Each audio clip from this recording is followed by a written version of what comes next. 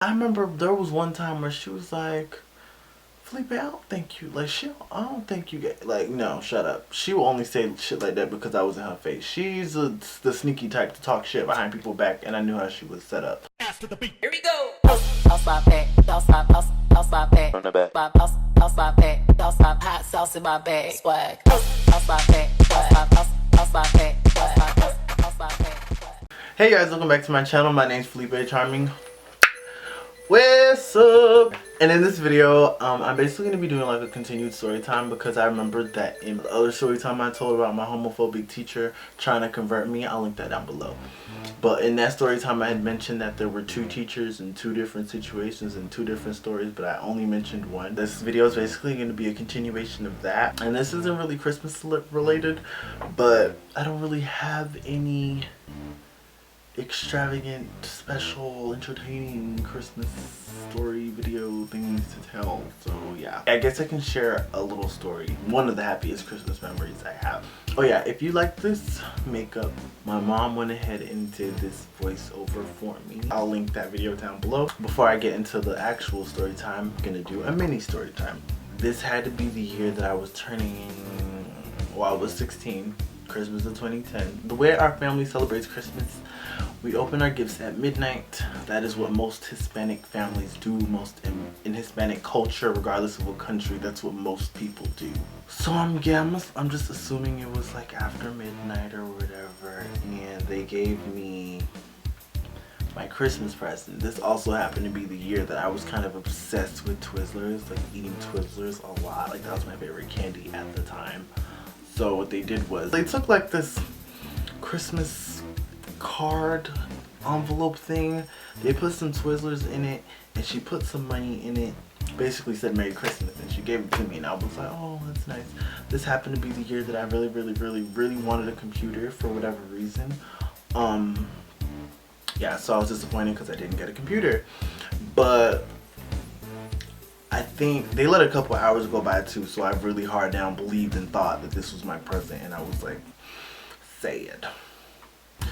So, we're at my aunt's house. My aunt lives really close to me, and I think they gave that to me while we were still home.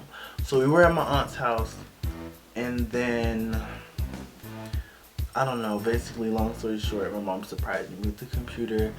And it's funny because my slow ass, I still didn't catch on until I opened it and realized what it was. I was so hyped, I was so lit. My mom made that like the best Christmas ever. Yeah, I still remember that, and I'm so grateful because, you know, she really didn't have to do that, but she did, and it meant a lot to me, and I still remember stuff like that, and I don't forget things like that at all.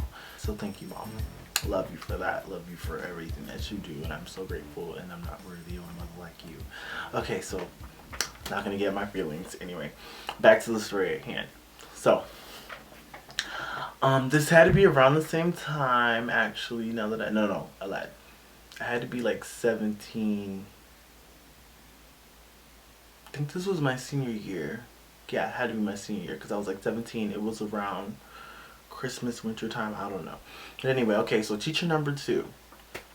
She wasn't like as bad as my original teacher. If you want to catch on to that story, I'll link it down below.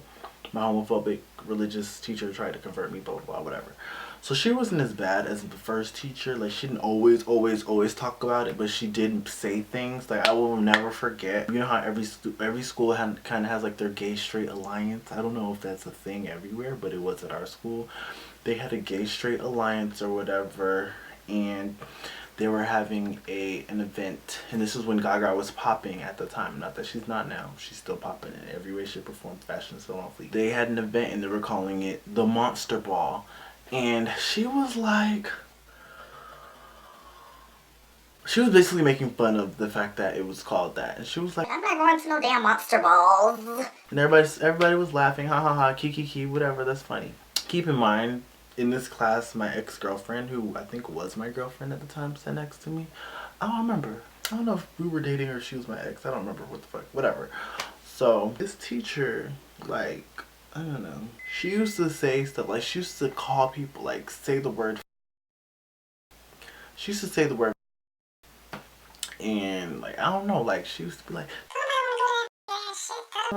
Like, what? How are you getting away with this? Like, obviously I wouldn't say anything because at the time I was like not openly, you know, I wasn't.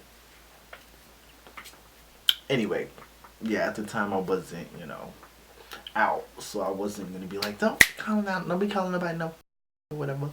No, so I wasn't gonna be like that. So I still don't know how she got away with that. Like, I don't know. But long story short, I remember there was this kid that, who I still kind of know today. Hey, what's up? Not gonna say his name, but yeah. There was this kid who basically got exposed because there was a picture of him kissing a boy going around school, and in my mind I was like, if you don't want people to know, why would you take a picture? But at the same time, maybe he didn't care for people to know. Maybe he just didn't tell everybody. I don't know what the case was with that. That's none of my business. But yeah, so anyway, there was a picture of him going around school. And in this class in particular, this was I think this was the last class of the day. My whole class is going in on this boy, like going in on him, like on some, I don't know. She called him the FAG and all that type of stuff. Like, she was calling him out his name, and at the time, you know, I feel like I was well aware of the fact that, you know, so I was really like hot and like I don't know, I felt really anxious and uncomfortable in that situation because I felt like, damn, what if that was me? Like, what if that was me? I don't know. And then me and my ex-girlfriend were having a conversation about it, and I don't know, but long story short, the lady was going in on him, and I don't remember exactly what she was saying. All I know is she was like completely out of line as an, you know, an educator. She was out of line, and it's not like she was like, she was just like,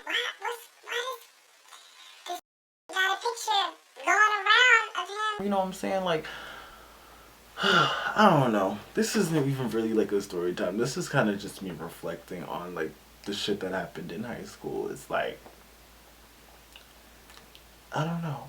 It was just like a well, what the fuck kind of moment for me, basically. If there's people dealing with stuff like this, being exposed in high school or middle school or whatever, just know, if I were personally in that situation, I'd probably want to transfer schools. But regardless, if you like go to a school within the same county, people are gonna know. And the way social media is set up, people are gonna know regardless of where you go. So it's like, damn. I wouldn't even know what to do in that situation. Just know that you're gonna get through it. I would advise that you, I don't know. I just hope that nobody's going through that situation.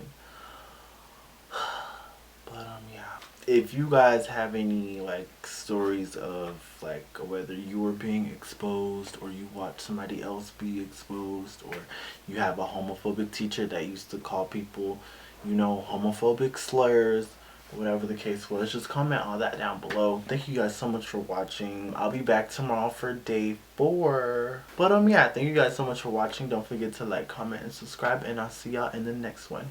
Peace. I'm with you.